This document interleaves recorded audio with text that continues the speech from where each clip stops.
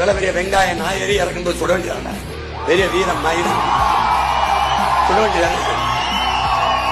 வேணா வாடா ஏய் வேணா வாடா துப்பாக்கி எடுத்து நாளைக்கு போய் இறக்குற வாடா வாடா சுடுற சுடுற